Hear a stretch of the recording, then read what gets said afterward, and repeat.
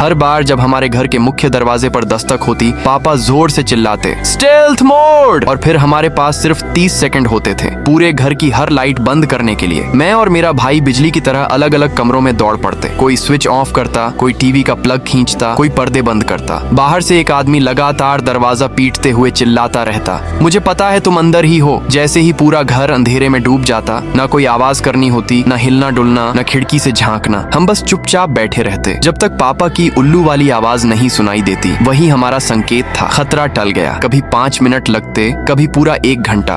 उसके बाद पापा मुस्कुराकर हमें हाई फाइव देते और कहते, असली निंजा भी इतना परफेक्ट नहीं छिप सकते। उन्होंने हमें सख्त हिदायत दी थी, इस स्टेल्थ मोड के बारे में कभी किसी को मत बताना, ना दोस्तों को ना टीचर्स को, क्योंकि दुनिया वाले इसे समझ नहीं पाएंगे। और कई सालों तक मैं सच में यही मानता रहा। जब मैं 8 साल का था, मैंने पापा से पूछा, हम आखिर छिपते क्यों हैं? पापा बोले, एक परेशान करने वाला आदमी है जो हमारे पीछे पड़ा है। स्टेल्थ मोड उसी से बचने का तरीका है। मुझे गर्व महसूस हुआ कि हमारा परिवार किसी सीक्रेट मिशन पर है। लेकिन जब मैं 10 साल का हुआ, मैंने बाहर वाले आदमी को चिल्लाते सुना, सिर्फ $20 देने हैं। मैंने धीरे से पूछा, क्या वो हमारा पैसा चुराना चाहता है? पापा ने मुझे इतनी जोर से चुप कराया कि मैं डर गया। 12 साल की उम्र में मैंने पहली बार नियम तोड़ा। धीरे से पर्दे के पीछे से झांका। बाहर कोई खतरनाक अपराधी नहीं था, बस एक साधारण सा आदमी पोलो टी शर्ट पहने थका हुआ सा खड़ा था। वो किसी बदमाश से ज्यादा किसी परेशान अंकल जैसा लग रहा था। 13 साल का हुआ तो मैंने पापा से कहा, मैं दरवाजा खोलकर उसे बोल देता हूँ कि हमें अकेला छोड़ दे। ये सुनते ही पापा के चेहरे का रंग उड़ गया।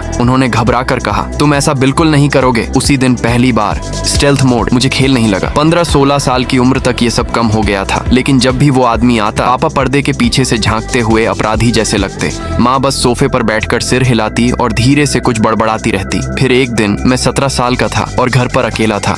तभी फिर वही दस्तक हुई। बाहर से आवाज आई, मुझे पता है तुम अंदर हो। 12 साल हो गए यार। इस बार मैंने दरवाजा खोल दिया। सामने एक सामान्य सा मध्यम उम्र का आदमी खड़ा था, हाथ में मुड़ा तोड़ा कागज पकड़े हुए। वो थोड़ा चौंक गया और बोला, ओह तुम्हारे पापा घर पर हैं? मैं उनका कॉलेज रूममेट हूँ। उसने वो कागज मेरी तरफ बढ़ाया। तुम्हारे पापा ने 1998 में मुझसे $20 की शर्त लगाई थी। माइकल जॉर्डन अपना 6ठा NBA चैंपियनशिप नहीं जीते और तब से मैं अपने पैसे लेने हर साल यहाँ आता हूँ। मैंने कागज देखा, नीचे दोनों के सिग्नेचर थे। साफ साफ लिखा था $20 बेट। मैंने वो पर्ची जाकर किचन टेबल पर रख दी। माँ ने जैसे ही पढ़ा, वो इतनी जोर से हंसी कि किचन का सहारा लेना पड़ा। पापा आए, कागज उठाया, पढ़ा, फिर धीरे से उसे वापस रखा। और सबसे पहला वाक्य जो उनके मुंह से निकला वो था, तो अब उसे पता चल गया कि घर में कोई रहता है। फिर उन्होंने तुरंत किचन की लाइट बंद की और खुद जाकर टेबल के नीचे छिप गए। सच ये था, हम कभी किसी खतरे में थे ही नहीं। मेरे पापा बस दुनिया के सबसे महान खिलाड़ी माइकल जॉर्डन की वजह से $20 की शर्त हार गए थे।